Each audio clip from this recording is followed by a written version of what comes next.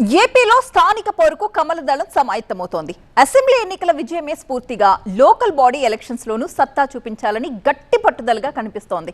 దీనికోసం AP BJP అధ్యక్షుడు మాధవ్ సరికొత్త వ్యూహానికి తెరలేపారు. దానిలో భాగంగా సీనియర్ నేతలకి కొన్ని కీలక బాధ్యతలు అప్పగించారాయన. ఇంతకీ మాధవ్ ఎలాంటి వ్యూహంతో ముందుకు సాగుతున్నారో ఇప్పుడు చూద్దాం.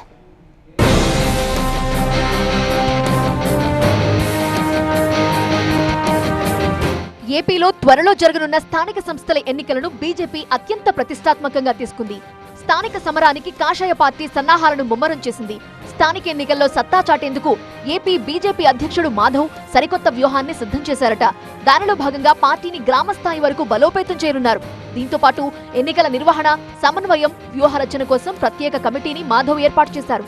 రాష్ట్రాన్ని ఉత్తరాంధ్ర, గోదావరి, కోస్తాంధ్ర, రాయలసీమ అనే 4 జోన్లుగా విభజించి ప్రతి జోన్లోనూ అనుభవజ్ఞులైన సీనియర్ నాయకులకు బాధ్యతలు అప్పగించారు. ఎన్నికల నిర్వహణ, సంస్థాగత సమన్వయం, క్షేత్రస్థాయి కార్యాచరణ, అభ్యర్థుల ఎంపిక, పార్టీ శ్రేణులతో నిరంతరం సమన్వయం వంటి అంశాలను ఈ కమిటీ పర్యవేక్షించనుంది.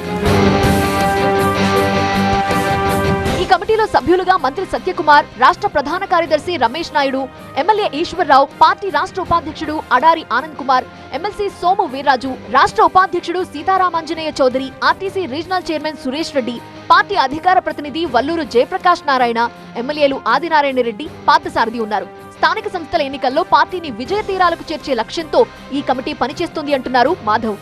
జిల్లా, మండల, శక్తి కేంద్ర స్థాయిలో పార్టీ శ్రేణులతో సమన్వయం చేసుకుంటూ సమగ్ర కార్యాచరణను కమిటీ అమలు చేస్తోంది. స్థానిక సమరంలో వ్యూహాలను ఈ కమిటీ పర్యవేక్షిస్తుంది. బూత్ స్థాయి నుండి పార్టీని బలోపేతం చేయటం, కార్యకర్తల సమీకరణలతో పాటు ఎన్నికల నిర్వహణలో సమర్థమైన వ్యూహంతో ముందుకు సాగాలని కమిటీ సభ్యులకు మాధవ్ సూచించారు.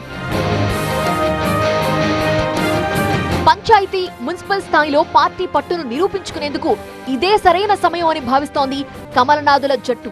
అందుకే ఎక్కడా చిన్న పొరపాటుకు కూడా తావివ్వకుండా పక్కా ప్లానింగ్ తో, మైక్రో లెవెల్ మేనేజ్మెంట్ తో స్థానిక పోరులో జెండా పాతేందుకు ఫోకస్ పెట్టింది. మరి ఈ 4 జోన్ల వ్యూహం బీజేపీకి ఎలాంటి సక్సెస్ అందిస్తుందో చూడాలి.